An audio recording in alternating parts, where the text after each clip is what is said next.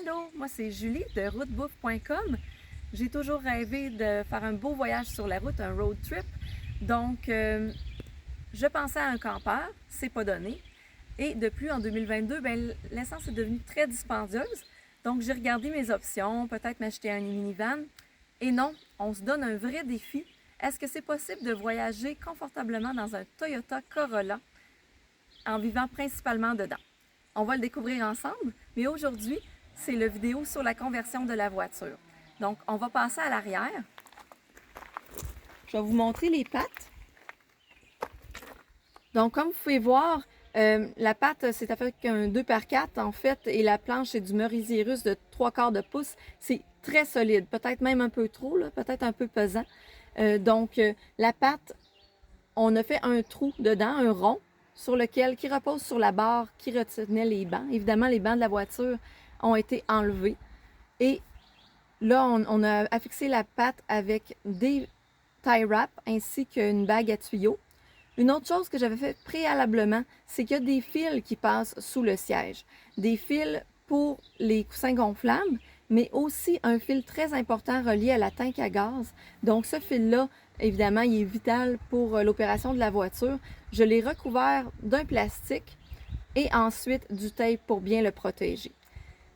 Donc, c'est ça.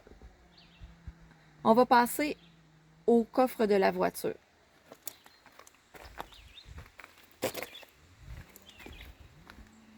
Donc, voici le coffre. On va se reculer un petit peu.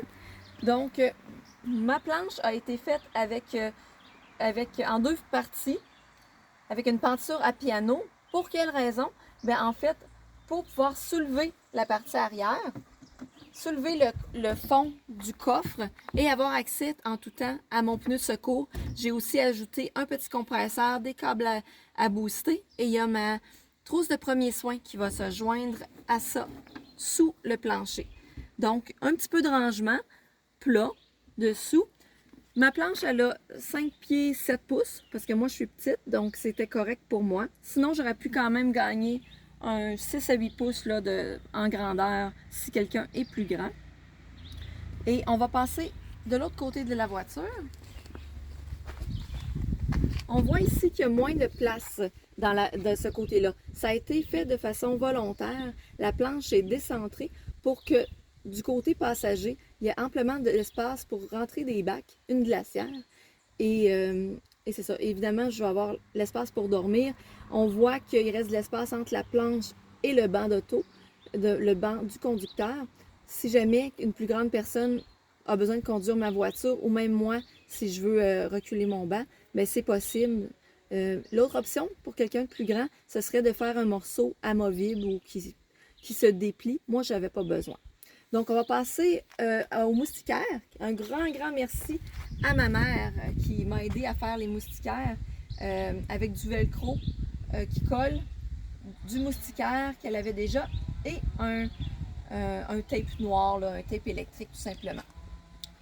Une petite affaire cute que j'ai achetée pour l'avant du véhicule, c'est une planche qu'on ajoute pour pouvoir soit manger ou faire quand je veux faire mon blog, que vous écoutez présentement, quand je veux faire mon blog, je recule mon banc, puis là, j'ai une belle tablette pour déposer mon ordinateur portable. C'est très pratique. Donc, je viens de remercier ma mère, mais je dois aussi remercier Frédéric qui m'a aidé beaucoup pour la voiture. C'est grâce à lui que j'ai une belle base de lit comme ça. Donc, ça, c'était la conception. Dans une autre vidéo, je vais vous montrer comment il y a du rangement là-dedans. Vous allez voir, je rentre beaucoup de bacs et du matériel. Donc, au plaisir de vous revoir sur ma chaîne.